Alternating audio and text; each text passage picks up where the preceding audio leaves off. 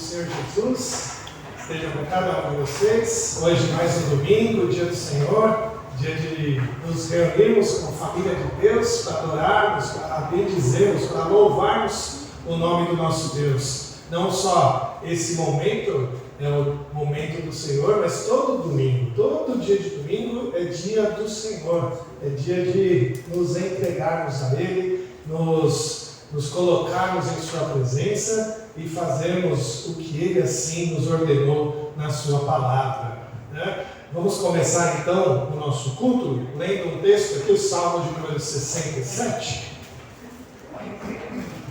Abra sua Bíblia comigo nesse texto, Salmo de número 67. Nós vamos fazer uma leitura alternada desse salmo, são apenas 7 versos. Salmo 67. Vamos ler alternadamente ele.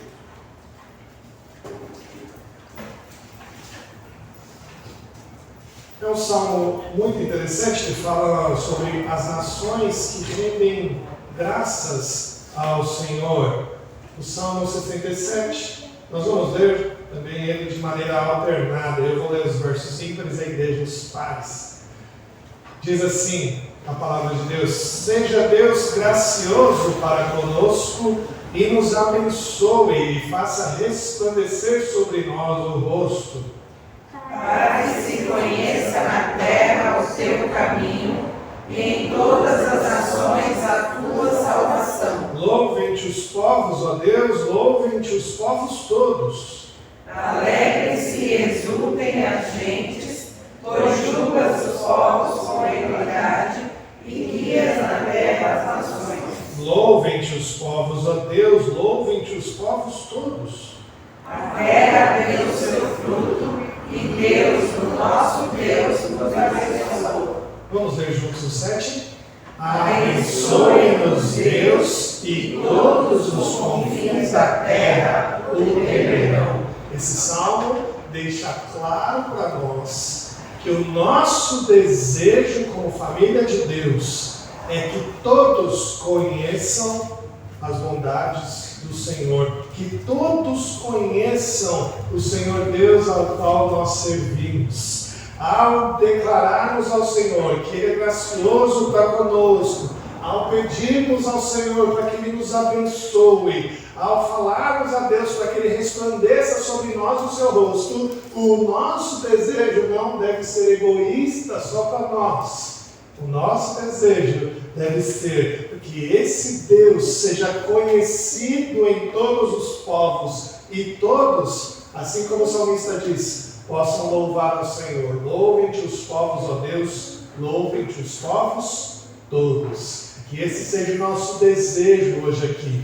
Não ser abençoado simplesmente para mim, não reter uma bênção simplesmente para mim, mas que eu possa sentir o desejo de transmitir essa bênção do Senhor a todos os povos. Vamos orar?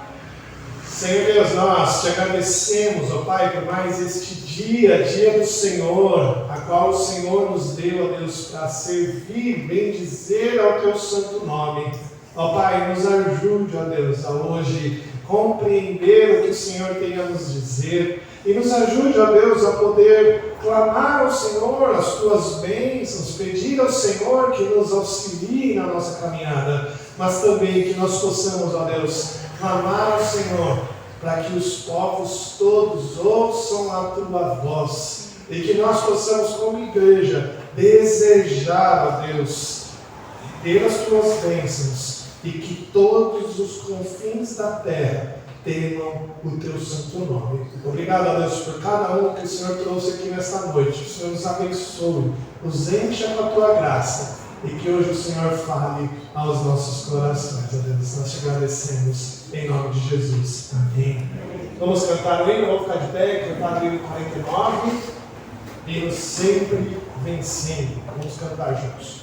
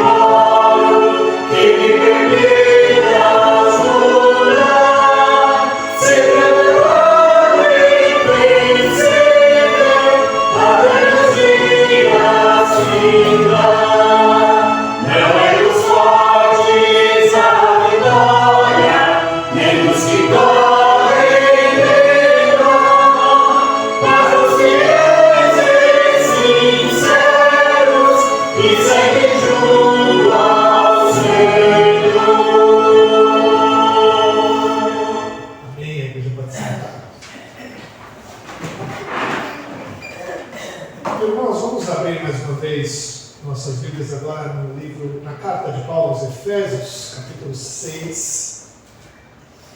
Nós vamos ler aqui os versos 10 a 20. Efésios, capítulo 6.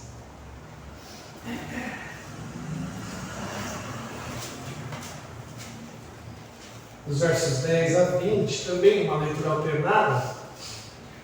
Eu lendo aqui os versos pares à igreja, os ímpares. Vamos fazer a leitura então. Diz assim a palavra de Deus: quanto ao mais, sede fortalecidos no Senhor e na força do seu poder. Investidos de toda a armadura de Deus, para poderes ficar firmes contra as ciladas do diabo. Porque a nossa luta não é contra o sangue e a carne, e sim contra os principados e potestades, contra os dominadores deste mundo tenebroso, contra as forças espirituais do mal nas regiões celestes. Portanto, tomai toda a armadura de Deus, para que possais resistir no dia mau, e depois de terdes vencido tudo, permanecerem inabaláveis.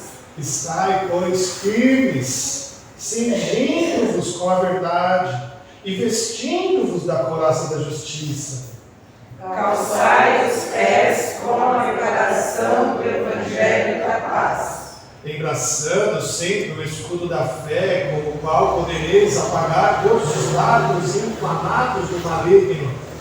Tomai também o capacete da salvação e a espada do Espírito, que é a palavra de Deus. Com toda oração e súplica, orando em todo o tempo no Espírito, e para isto vigiando com toda a perseverança e súplica por todos os santos.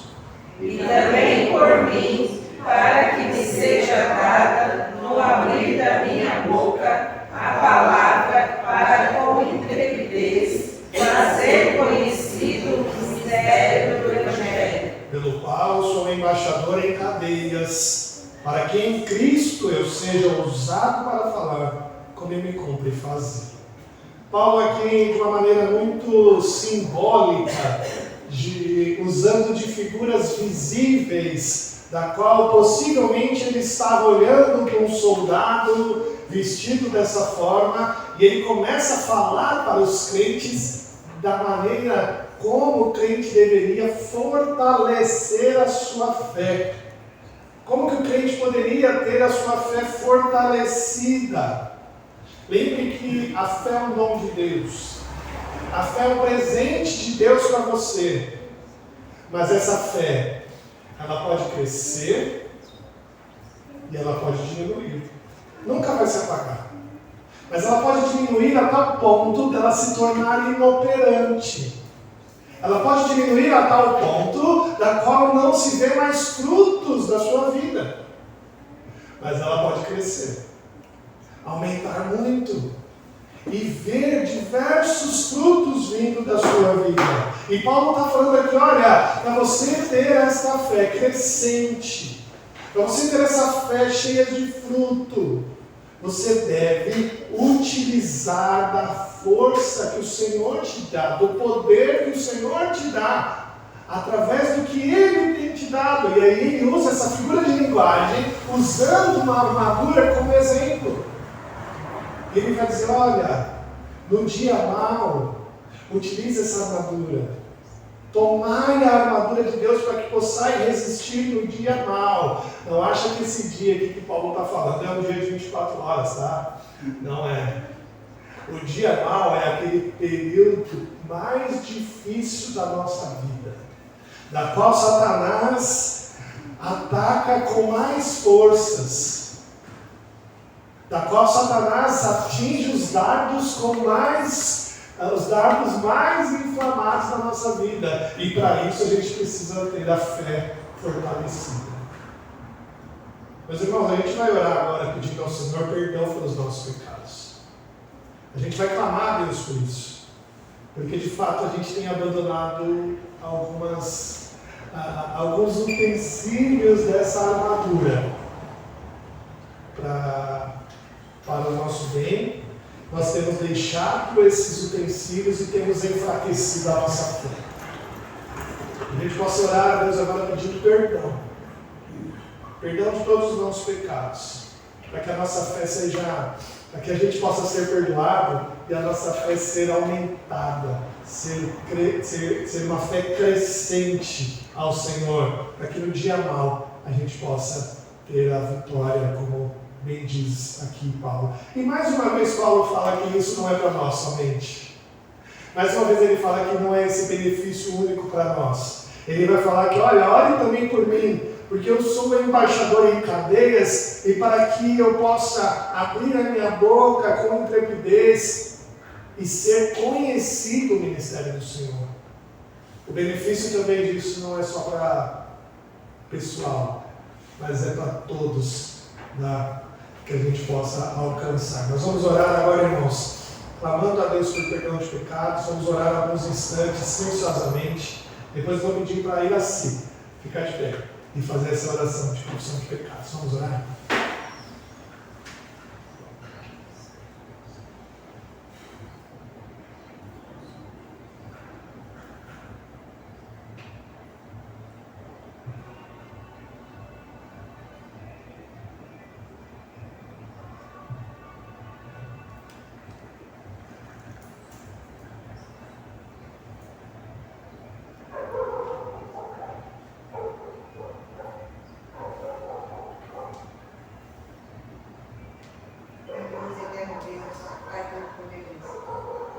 Obrigada, querido Deus, pelo dia que o Senhor nos concedeu, pela oportunidade que o Senhor nos concede, Pai, pelo privilégio, Senhor, de estarmos indo na tua casa.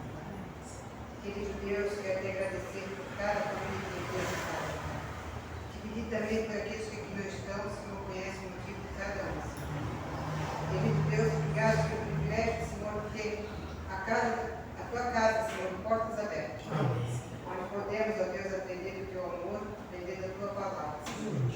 Neste momento em especial, querido Deus, eu chego aqui para pedir perdão pelos nossos pecados, transgressões e iniquidades, Pai. O Senhor sabe, Senhor, da nossa fraqueza, sabe quando somos falhos.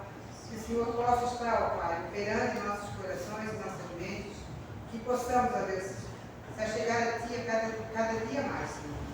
Que possamos, ó Deus, ser chamados a atenção, Senhor, pelo Teu Espírito, Pai, para que possamos ser pessoas melhores. Amém.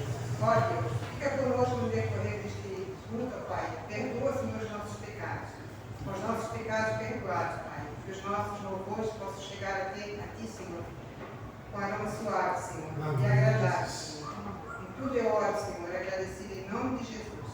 Amém. Amém. Louvado seja Deus. Certo, da grande misericórdia do Senhor, os nossos pecados estão perdoados. E aí nós vamos agora cantar ao Senhor, louvar o seu sublime nome, porque isso é o que nos cabe.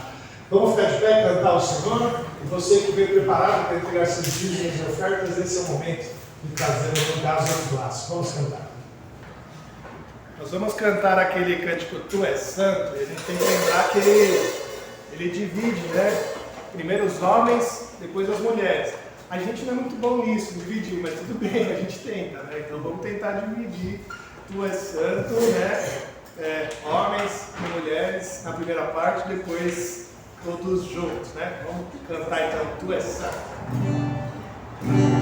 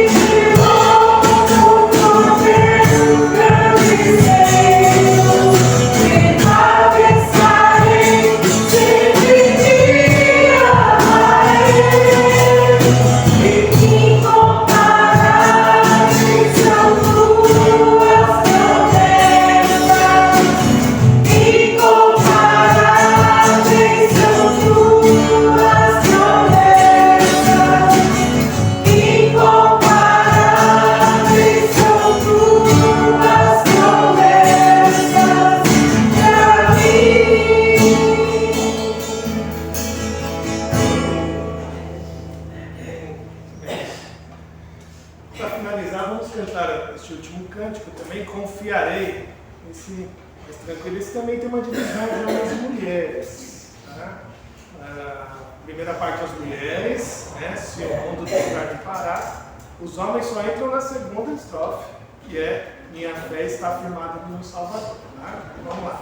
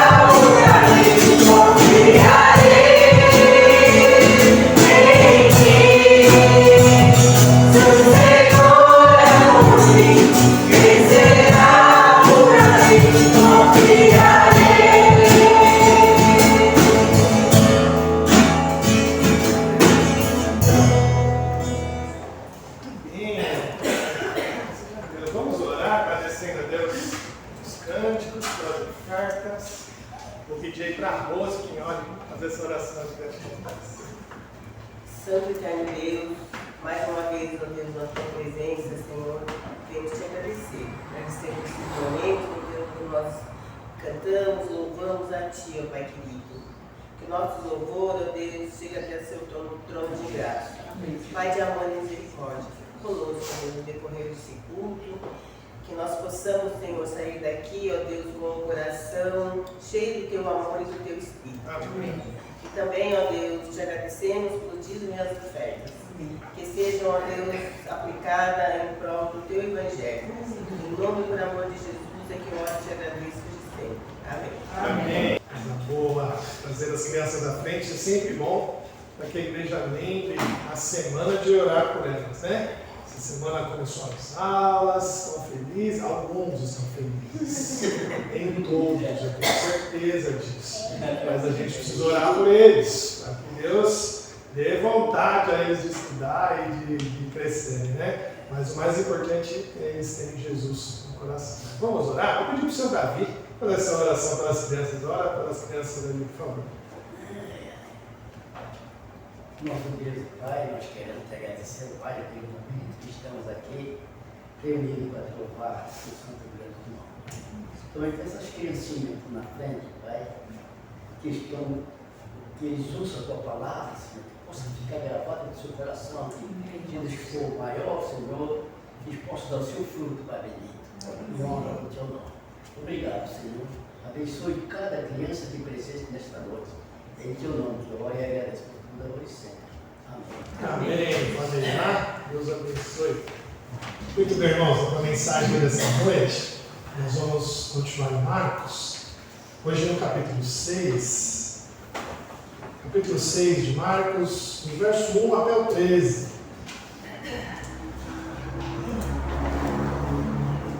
Eu tenho por tema dessa mensagem o ciclo da incredulidade. O ciclo da incredulidade. Semana passada a gente falou de um ciclo da fé, né? E hoje a gente vai caminhar com uma questão não tão oposta assim, mas uma questão de uma luta contra essa incredulidade. Por isso o tema é o ciclo da incredulidade. O Marcos, o evangelista Marcos, capítulo 6, versos de 1 a 13, para a nossa mensagem. Quero que você ouça com muita fé no seu coração o que a palavra tem a nos dizer assim. Tendo Jesus partido dali, foi para a sua terra, e os seus discípulos o acompanharam. Chegando o sábado, passou a ensinar na sinagoga, e muitos, ouvindo, se maravilhavam, dizendo: de onde vêm estas coisas? Que sabedoria é esta que lhe foi dada? E como se fazem tais maravilhas com as suas mãos? Não é este o carpinteiro, filho de Maria, irmão de Tiago, José, Judas e Simão? E não vivem aqui entre nós suas irmãs? E escandalizavam-se nele. Jesus, porém, lhe disse: não há profeta sem honra, senão na sua terra, entre os seus parentes e na sua casa. Não pôde fazer ali nenhum milagre, senão curar os poucos enfermos, impondo-lhes as mãos. Admirou-se da incredulidade deles. Contudo, percorria as aldeias circunvizinhas a ensinar.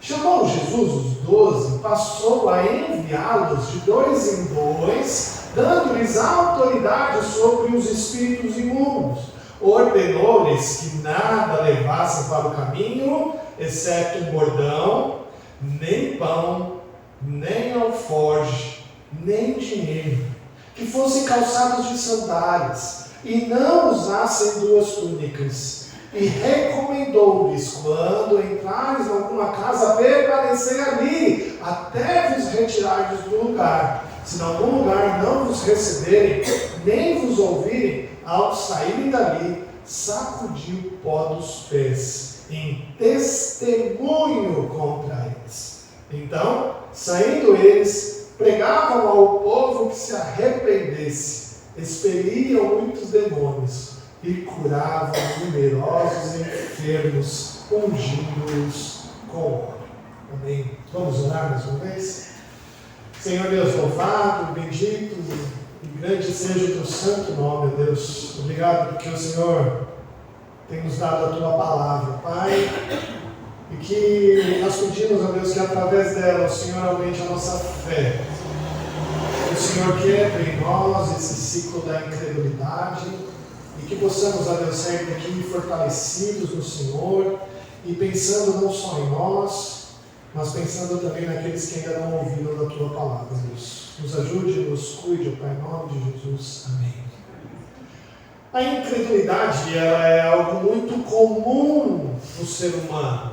O ser humano, ele é incrédulo. Todos nós possuímos uma quantidade, talvez grande, talvez maior, talvez menor, de incredulidade. Ora temos uma incredulidade menor, ora temos uma incredulidade maior. E por conta disso, nós precisamos lutar constantemente contra a nossa incredulidade. Primeiramente, lutar contra a nossa própria incredulidade, para que ela não nos destrua, para que ela não acabe conosco, para que o Senhor Jesus não se admire da nossa incredulidade, como ele se admirou aqui do pessoal que ele está falando, né? Mas também lutar contra a incredulidade das outras pessoas, buscando a salvação delas em Cristo Jesus. A gente sabe que isso é uma luta grande, né? Que os resultados são pequenos, né? Mas nós somos chamados a lutar o bom combate, mesmo. Eu queria trazer uma historinha para vocês. Eu gosto de biografias missionárias, né? Eu sou apaixonado em ler livros que falam de missionários e suas biografias, né? E uma dessas histórias me chama muita atenção. Eu queria contar um trechinho para vocês. É a história de um missionário chamado Jim Elliot. Ele é norte-americano. Jim Elliot, ele nasceu no dia 8 de outubro de 1927, na cidade de Portland, nos Estados Unidos, né, em Oregon. E Jim pertencia a uma família cristã. Jim pertencia a uma família voltada ao Senhor, e ele relata na sua biografia que ele se converteu aos 8 anos de idade, né? E Elliot sempre desejou servir ao Senhor no ministério, mas nos Estados Unidos é um pouco diferente que aqui.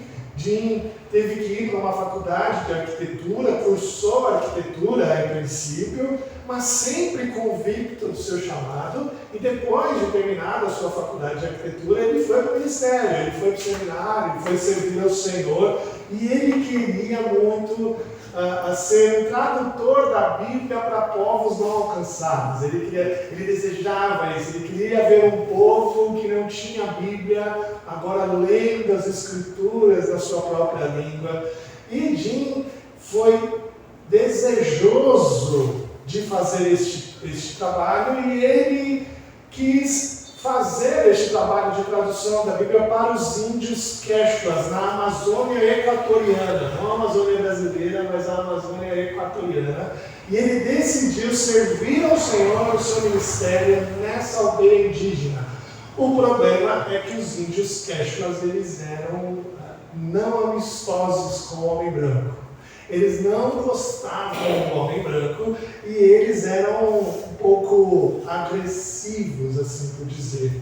Elliot, mais 4 amigos missionários, conseguiram montar uma instalação missionária perto da tribo Quechua, né? E eles começaram a buscar um contato com os índios. Primeiro, eles alugaram um aviãozinho e passaram perto ali da aldeia dos índios e jogaram alguns presentes em sinal de paz, mostrando que eles estavam querendo amizade, contato com eles.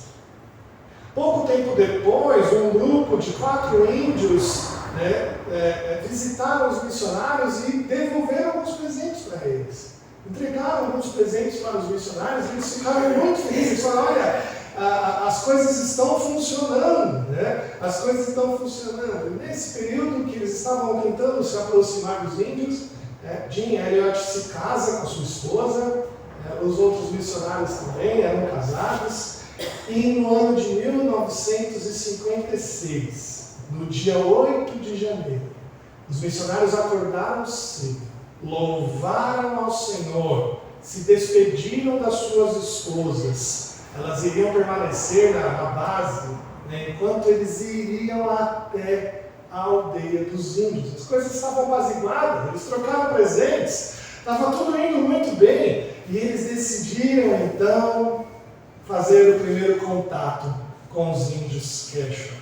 Ao chegar perto da tribo, o missionário Jim Elliot e seus colegas avistaram os índios, se aproximaram deles e perceberam que a coisa não estava boa. Perceberam que eles não estavam tão amistosos assim. E os missionários, mesmo armados, decidiram não utilizar suas armas, e eles foram brutalmente assassinados pelos índios. Deixaram suas esposas, deixaram seus filhos e foram mortos pelos índios. Uma das frases que Jim Elliot deixou no seu diário diz assim: aquele que dá o que não pode manter para ganhar o que não pode perder não é um tolo. Ele parece que ele estava já prevendo o que ia acontecer na vida dele, né? Aquele que dá o que não pode manter, para ganhar o que não pode perder, não é um tolo. Meus irmãos, o texto de Marcos que a gente acabou de ler vai nos ajudar a entender isso. Vai nos ajudar a entender essa luta contra a incredulidade. Porque é uma luta. É necessário a gente entender que a incredulidade ela é perigosa. É necessário a gente entender que a falta de fé é perigosa não só para mim, mas para os demais. E a gente vai aplicar esse ensino nas nossas vidas, meus irmãos, refletindo como interromper o ciclo da incredulidade. Primeiro na minha vida e depois na vida dos demais. Então, como interromper o ciclo da incredulidade na minha vida? A gente viu essa primeira parte do capítulo 6 de Marcos, onde Jesus volta para a sua terra. O texto começa dizendo: tendo Jesus partido dali, foi para a sua terra. A gente tem que lembrar um pouquinho do que veio antes, só para entender o contexto. Um pouquinho antes, no final do capítulo 5, a gente leu que Jesus mostrou para nós qual era o ciclo da fé. E uma fé que cura, curando a filha de Jairo e curando aquela mulher enferma. Ele mostrou que esses dois completaram o ciclo da fé e tiveram a cura e a vida da filha de Jairo. Marcos apontou duas pessoas completando o ciclo da fé: a história de Jairo e a história da mulher enferma. Agora, no capítulo 6, essas duas histórias que nós lemos vai mostrar justamente o contrário, o perigo da incredulidade e como a gente tem que reagir a ela. Jesus sai de Cafarnaum, onde ele estava, e vai para a sua terra, aproximadamente uns 40 quilômetros ali, a cidade de Nazaré. A gente sabe que Jesus nasceu em Belém, não é mesmo? Mas ele viveu a maior parte da sua vida em Nazaré, aonde ele viveu ali com seu pai, com a sua mãe, com os seus irmãos. O texto deixa claro para nós que José e Maria tiveram filhos depois de Jesus. Ele diz o nome deles aqui: olha, Tiago, José, Judas, Simão. E aí ele fala: olha, e não tem as suas irmãs ainda, uma turma de irmãs ainda de Jesus que morava ali ainda naquela região. Meus irmãos, deixa claro para nós que Jesus, Maria e José tiveram outros filhos depois de Jesus. Jesus, como primogênito do casal, ele assumiu a profissão do pai. O texto diz aqui: este não é o carpinteiro, ou em outro texto vai dizer: ele é o filho do carpinteiro, mostrando que ele, como filho primogênito, assume a oficina do pai, o trabalho do pai ali.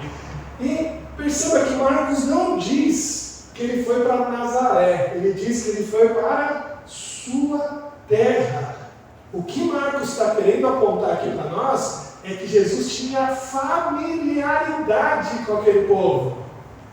Então, falando, olha, ele foi para a sua terra, ele foi para onde aqueles de lá conhecem Jesus, eles sabiam quem Jesus era, eles tinham vivência com Jesus. Mas a visita de Jesus não era familiar. Ele foi para lá, para onde ele conhecia aquelas pessoas, para onde os seus familiares moravam, para onde os seus amigos moravam. Ele foi para lá para cumprir a sua missão. E chegando lá, num sábado, ele foi para a sinagoga e passou a ensinar como fazia de costume no seu ministério. Lembra que eu falei que Marcos é muito rápido? O evangelho de Marcos ele é rápido, ele não fica repetindo coisa. Porque Marcos já disse o que Jesus pregava, ele não repete aqui a pregação de Jesus. Lá no capítulo 1, verso 15, diz para nós o que Jesus pregava. Jesus dizia: o tempo está cumprido e o reino de Deus está próximo, arrependei-vos, pois, e crede no evangelho. É isso que Jesus pregava. O evangelista Lucas, como ele é mais detalhista que Marcos, ele conta o que Jesus disse nessa nessa pregação. Lucas diz que nessa pregação, Jesus abriu o livro de Isaías e leu Isaías 61, verso 1 e 2. Eu vou ler para você o que diz Isaías 61, verso 1 e 2. Diz assim: o Espírito do Senhor Deus está sobre mim, porque o Senhor me ungiu para pregar boas novas aos quebrantados. Enviou-me a curar os quebrantados de coração e a proclamar libertação aos cativos e a pôr em liberdade os algemados e a pregoar ano aceitável ao Senhor. Olha o que Jesus disse naquela pregação. E aí ele complementa, dizendo: e hoje se cumpriu o que está escrito. Jesus está falando para aquele povo que a profecia de um Messias que viria para curar, para libertar os cativos e para pregoar ano aceitável ao Senhor tinha chegado nele, estava completo nele. Meus irmãos, que mensagem maravilhosa! Era o que todos os judeus esperavam. A profecia sendo cumprida, o Messias está aqui. Marcos afirma que todos ficaram maravilhados com o que Jesus pregava. Mas a incredulidade no coração deles começou a aparecer. Mesmo maravilhados da pregação de Jesus, eles ficaram incrédulos. E começaram a se perguntar: de onde vêm essas coisas? Que sabedoria é essa que lhe foi dada? E como fazem essas coisas maravilhosas? Olha só que interessante. Eles não estão pasmos de Jesus. Eles estão pasmos de onde vem a sabedoria de Jesus. Como que este que viveu aqui conosco pode fazer esses milagres? Eles viram os milagres de Jesus. Eles ouviram falar das curas que Jesus vinha fazendo. Mas eles, pela familiaridade que eles tinham com Cristo, eles não puderam crer. Como que pode? Esse aí não é o irmão de Tiago, José, Judas e Simão? Como que pode? Esse aí, as suas irmãs ainda não vivem aqui conosco. Ele viveu aqui. Como que pode ele fazer esse tipo de coisa? Não é que eles não criam no que ele tinha feito. Não é que eles não viram os milagres de Jesus. Não é que eles não ouviram a pregação de Jesus. Eles não estavam crendo que era aquele homem que andou com eles podia fazer aquilo. A familiaridade que aquelas pessoas tinham com Jesus fez com que aquelas palavras de vida se tornassem um escândalo. Eles se escandalizaram. É por isso que ali não se fez muitos milagres. Jesus disse bem claro, não pôde fazer ali nenhum milagre senão curar uns poucos enfermos. A incredulidade daquele povo impediu aquelas pessoas de completarem o ciclo da fé. Jesus disse que para a salvação era necessário fé. E Ele nos deu essa fé. E Jesus disse que para a cura era necessário fé. Era necessário cumprir o ciclo da fé.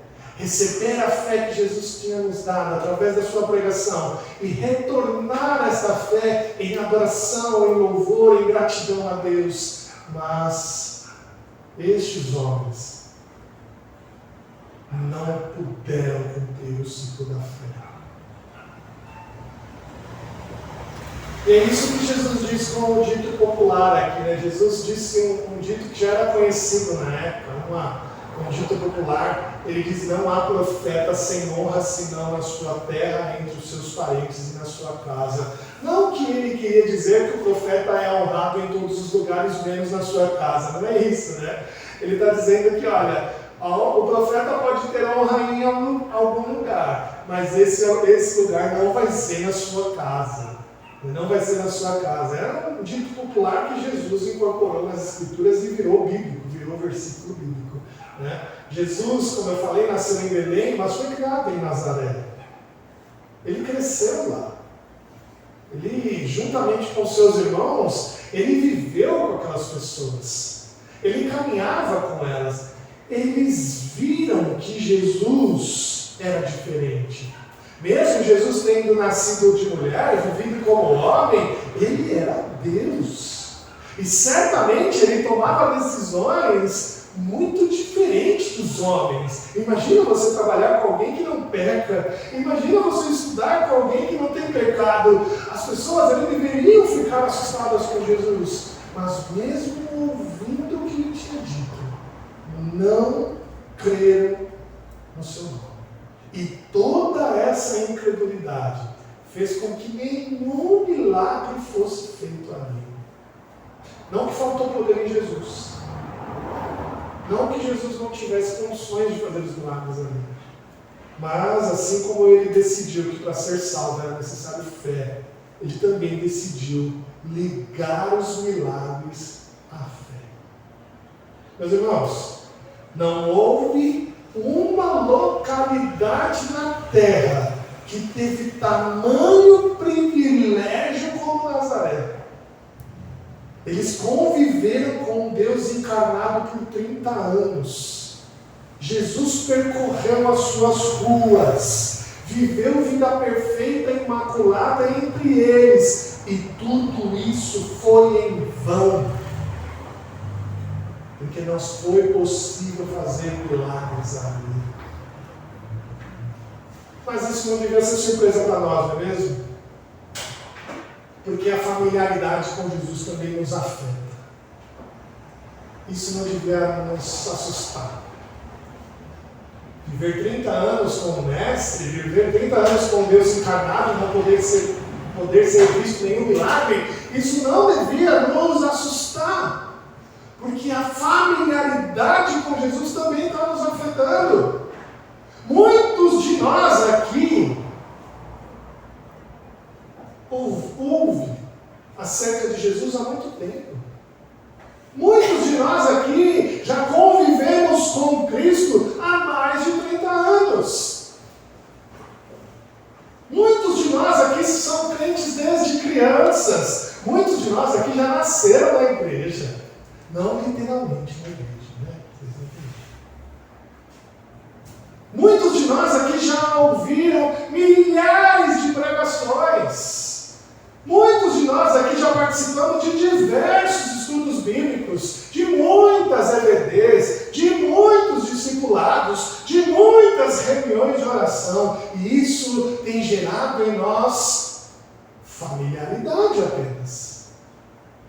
Meus irmãos, a gente não pode deixar com que a familiaridade com o sagrado nos impeça de crescer com a nossa fé. A gente não pode deixar de nos espantar com as palavras de Jesus e nos maravilhar com ela, porque somos familiarizados com o texto bíblico, com o texto sagrado. Meus irmãos, geralmente, com o passar do tempo na igreja, a gente ouve a palavra de Jesus e pensa assim: será mesmo? Será mesmo?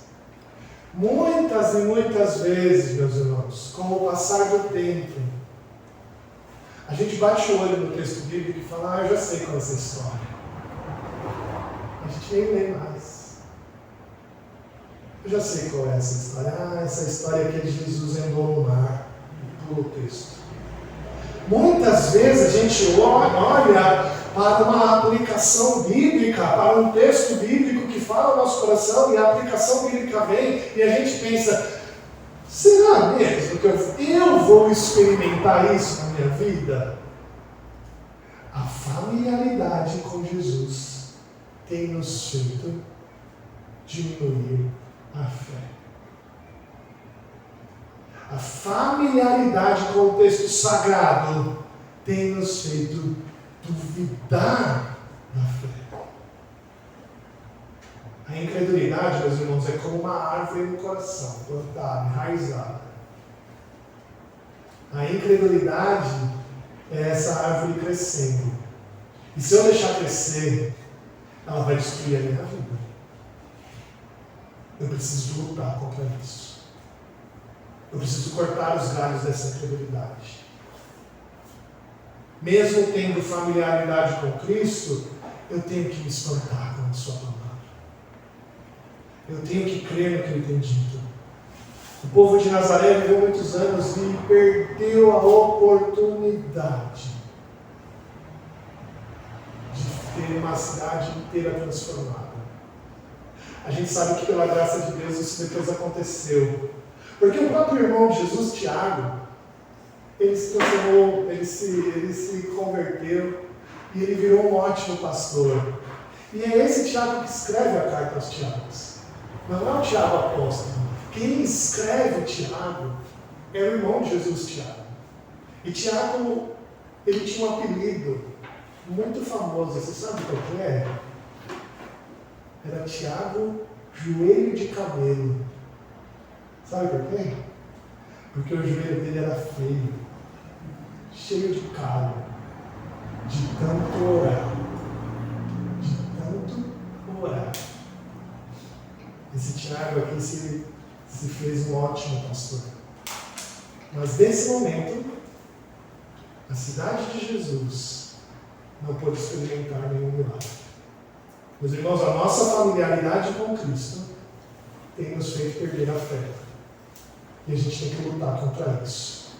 Lutar é uma luta, não é fácil. É uma luta, mas a gente tem que lutar. Jesus diz no verso 6, admirou-se da incredulidade deles. Jesus se admira, ele fica espantado da incredulidade dele. Uma admiração negativa, triste, que a gente não tem que desejar para nós. A nossa fé precisa crescer, senão Jesus se admirará da nossa incredulidade.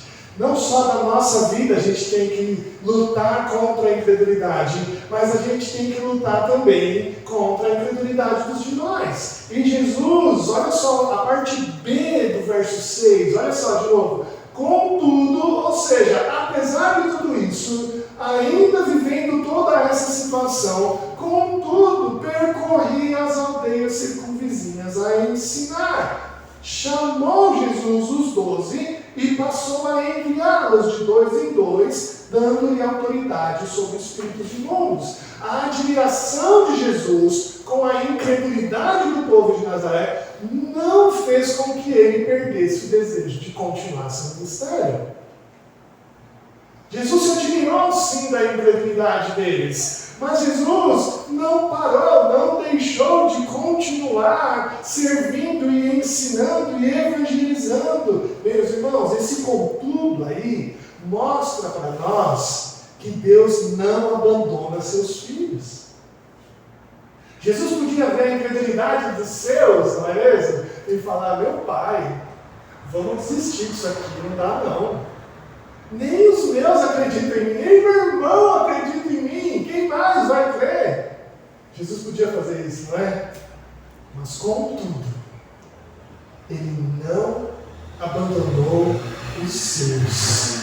Mesmo eles, os seus irmãos, os seus familiares, os seus amigos, abandonando Jesus, se afastando dele, deixando de completar o ciclo da fé, deixando de clamar a Jesus por curas, deixando de querer tocar em suas vestes para serem curados, o Senhor vai até aqueles que Deus lhe deu. Jesus sendo rejeitado pelos seus, o que ele faz é multiplicar a oferta de graça dele, enviando os seus discípulos de 2 em 2. O Senhor Jesus não deixou se abater pela incredulidade daqueles homens. Não, o que ele faz é aumentar o trabalho. Não vamos só nós 13 aqui, não. Eu vou mandar vocês de 2 em 2 para a gente alcançar mais pessoas. Para a gente alcançar mais pessoas. vão lá, eu vou dar autoridade a vocês e vocês vão pregar o Evangelho agora em 6 grupos. Isso não significa que os discípulos iriam unicamente, exclusivamente expulsar demônios, tá? O texto diz aqui que o Senhor Jesus deu autoridade a eles sobre os espíritos imundos. Não quer dizer que Jesus está falando, vão lá só para expulsar demônio. Não é isso, tá bom? Porque Jesus está fazendo com que os seus discípulos sejam capacitados em toda boa obra. Lembra que a gente leu lá em Efésios, capítulo 6, verso 12, o que Paulo diz lá, né? Porque a nossa luta não é contra sangue nem carne, e sim contra os principados e potestades, contra os dominadores deste mundo tenebroso, contra as forças espirituais do mal nas regiões celestes. Jesus sabia que a luta era essa, por isso os capacita com toda a autoridade. Nenhum demônio prevalecerá. Eles já estão vencidos e Jesus capacita-os em toda a autoridade. A tarefa daqueles homens era fazer a mesma coisa que Jesus fazia. E eles deveriam pregar o Evangelho, curar os enfermos, libertar os cativos, tanto que os versos 12 e 13 deixam isso bem claro. Então, saindo eles, pregavam ao povo que se arrependesse. Está vendo? Havia a pregação de arrependimento de pecado. Expeliam muitos demônios. É claro, naquele tempo, os demônios estavam querendo impedir a obra de Jesus. Então, eles eram vencidos e curavam numerosos enfermos, ungindo-os com óleo. A unção com óleo aqui não é uma unção milagrosa, mística. A unção com óleo aqui é quando nós abençoamos alguém com algo que ele necessita, por exemplo, um remédio, por exemplo, uma cesta básica, por exemplo, algo que ele não podia ter. A unção com óleo significava isso nesse contexto. E para essa missão, o Senhor lhes deu ordens bem específicas, não é mesmo? Olha o verso 8 de novo aí comigo. Ordenou-lhes que nada levassem para o caminho, exceto um bordão, nem pão, nem alforje, nem dinheiro, que fossem calçados de sandália e não usassem 2 túnicas. É interessante essa ordem de Jesus, porque é uma viagem difícil e longa, e eles não poderiam levar nada para essa viagem. A única coisa que Jesus permite aqui é que eles levassem um bordão, que era normal para uma caminhada naquela região montanhosa, então era aquele cajado de caminhar mesmo, né? E ele diz ainda que eles poderiam, que fossem calçados de sandálias, né? Eles poderiam ter uma sandália nos pés. Por quê? Porque os únicos que andavam descalço eram os enlutados. Quem estava de luto estava descalço. Então, eles não estavam levando uma mensagem de luta, eles estavam levando uma mensagem de vida, então que estivessem calçados. E o Senhor não permite que eles levassem pão, não permitiu que eles levassem dinheiro, alforge, não permitiu essas coisas, uma outra capa. E isso nos ensina algo importante, interessante. Porque o Senhor Jesus recomenda a estes homens, no versos 10 e 11, que eles provassem da hospitalidade da região. O Senhor Jesus está ensinando eles que a obra do Senhor é feita pelo poder do Senhor. A gente não pode confiar nas nossas próprias forças. A gente não pode confiar no que a gente tem. Quando a gente sai para fazer a obra do Senhor, a gente depende da bondade do Senhor.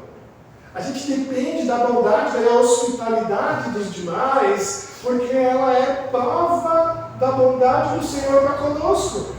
Em todas as Escrituras, a gente vê a hospitalidade sendo um agrado do Senhor para a vida do profeta, um cuidado do Senhor na vida daqueles obreiros. Todas essas ordens e recomendações de Jesus possuíam um único objetivo, que é mostrar para aqueles discípulos que a obra de evangelismo ela é obra do Senhor. E a gente não depende de nada. A gente não depende de ninguém. É o Senhor quem dá. É o Senhor quem fortalece. Todo sustento vem do Senhor. Todo recurso vem dele. Toda coragem é enviada por ele. Toda palavra que sai da boca é palavra do Senhor. E quando nós confiamos assim, exclusivamente no Senhor, para cumprir o seu chamado, Ele não quer que a gente confie em nossos recursos. Ele não quer que você confie no seu alforje. Ele não quer que você confie no seu alimento. Ele quer que você confie no Senhor, exclusivamente no Senhor. Meus irmãos, como eu falei no início, nós devemos lutar contra a nossa incredulidade primeiro.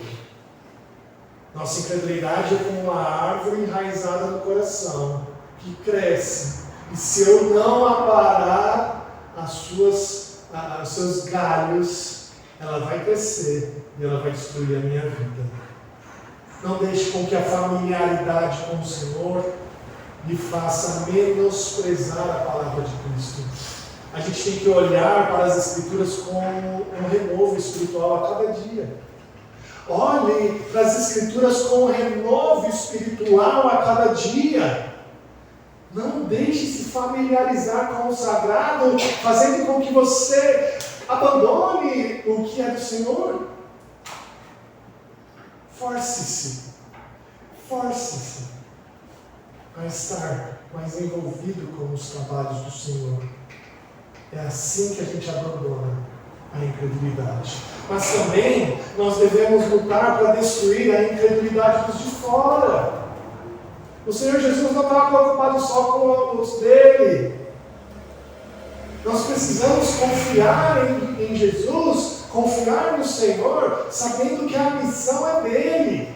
O chamado que ele fez a cada um de nós, de ir por todo mundo, pregando o Evangelho, fazendo discípulos de todas as nações, é um chamado que ele nos deu e ele nos fortalece. Ele nos disse que estará conosco por todos os dias, em todo o tempo. E ele vai estar conosco. Meus irmãos, eu queria encerrar com a história, terminando a história do missionário Jim Elliot, aquele que foi assassinado pelos índios Quechas. Quando as esposas dos missionários perceberam que seus maridos demoravam a voltar, elas solicitaram o apoio do exército equatoriano. E os helicópteros começaram a voar até a região e realmente visualizaram ali os corpos dos missionários, desceram, recolheram os missionários, levaram para as esposas. As esposas fizeram tudo o que era necessário, seus ofícios fúnebres. E apesar da grande dor que essas mulheres sofreram,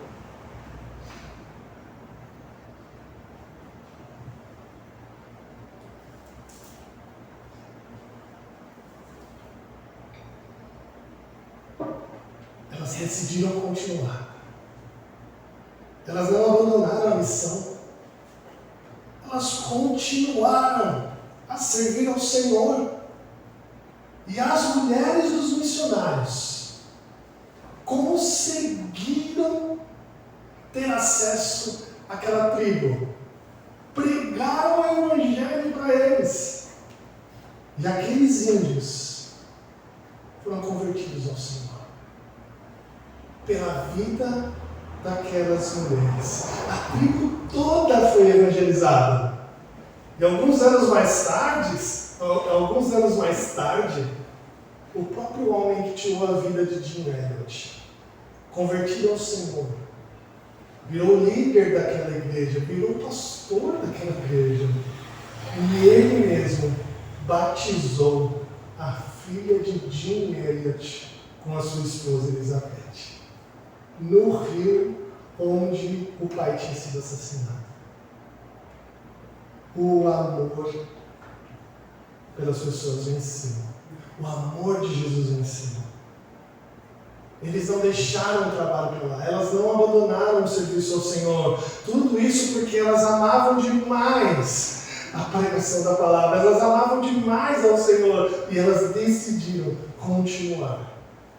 E pela graça de Deus, elas alcançaram aquelas almas. Meus irmãos, a missão é do Senhor, basta a gente confiar nele. Meus irmãos, a incredulidade é perigosa demais. E ela cresce não só no nosso coração, mas dos de fora. Que a gente possa amar demais a palavra do Senhor, vencer a incredulidade do nosso coração e vencer a incredulidade dos de fora também. Que Deus assim nos abençoe. Vamos cantar um hino, ficar de pé. Esse hino não é muito conhecido, a gente não canta muito ele, mas a mensagem dele é muito bonita, né? E é fácil de cantar. Vamos cantar juntos esse hino 308, Escuridão e Luz. Vamos ficar de pé.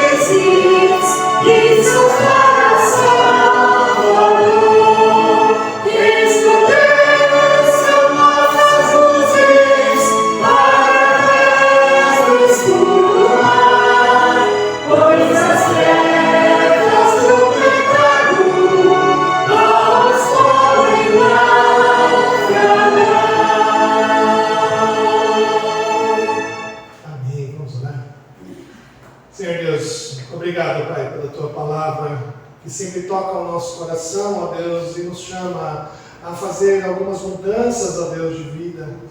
Ó Senhor, que nós não permitamos, ó Deus, que a fé que há em nós possa ser destruída, ó Deus, pela incredulidade, pela familiaridade que temos, ó Deus, com as Escrituras Sagradas. Não permita, ó Deus, com que essa árvore da incredulidade cresça em nosso coração. Nos ajude, ó Pai, a poder cortá-la, ó Deus, a poder eliminá-la da nossa vida. Que a gente possa ter a Sua palavra, ó Deus, com muita clareza. Que a gente possa ter a Sua palavra, ó Deus, com muita maturidade. Que ao lermos, ao ouvirmos pregações, ao estudarmos ela, que não gere em nós familiaridade, mas que gere em nós maturidade, ó Pai. E que possamos, dia após dia, nos dedicar mais e mais na Tua obra, ó Deus. Ó Senhor, nos ajude, ó Pai, para quebrar a incredulidade não só dos nossos corações, mas também para os demais. Nos ajude a ter intrepidez ao pegar a palavra, ó Deus. Nos ajude a ter coragem ao chegar às outras pessoas e falar de Jesus Cristo, aquele que salvou, que mudou a minha vida, aquele que nos transformou. Nos ajude, ó Deus, a ter mais oportunidades para falar do Senhor, aqueles que nós convivemos, conhecemos, aqueles que nós passamos e não sabemos o nome, aqueles que nos encontramos, ó Deus, no mercado, nas filas, ó Deus, e tudo mais, que possamos, ó Deus, ter o coração amando essas pessoas e querendo, ó Deus, desviá-los do mal, da perdição e das trevas, da noite das trevas que virá, ó Deus.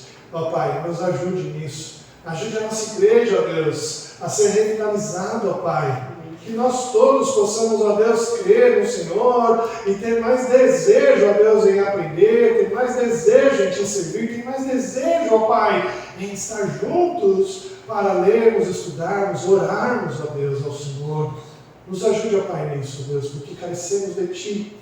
Somente o Senhor pode nos dar esta fé que vem do alto e que nós possamos saber utilizá-la, que nós possamos saber desenvolvê-la e que não chegue até o Senhor, ó Deus, essa admiração que chegou ao povo de Nazaré, mas que o Senhor possa ver e falar para nós, ó Deus, ó filho bom e fiel, foste fiel um pouco, muito te colocarei.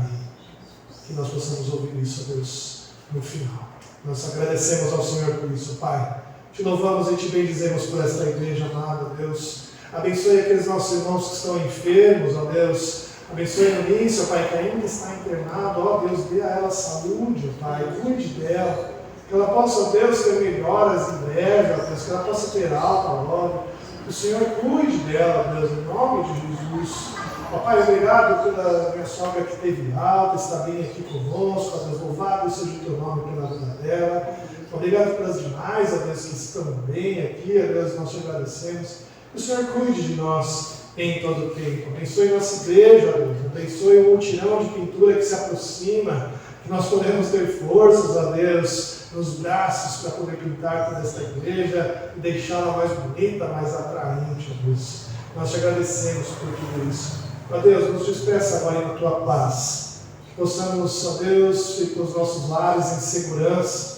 Que o Senhor nos dê uma boa semana, ó Pai, repleta de Tua graça. Que o Senhor nos dê o pão de cada dia. Que o Senhor nos dê a segurança necessária. Que o Senhor nos dê o trabalho que carecemos, ó Pai. E que isso seja para nós, ó Deus, a alegria do Senhor. E que possamos ser gratos em todo o tempo, Deus. Nós te agradecemos, ó Pai, e te louvamos em nome de Jesus. Amém. Amém. Querida família de Deus, aqui reunida, ide em paz. Ide em paz. Que o Senhor Deus, o Deus da aliança, ilumine o seu caminho. E que o amor do Pai, a graça do nosso Senhor Jesus Cristo e a consolação do Espírito Santo de Deus esteja com você hoje e para todos sempre. Amém.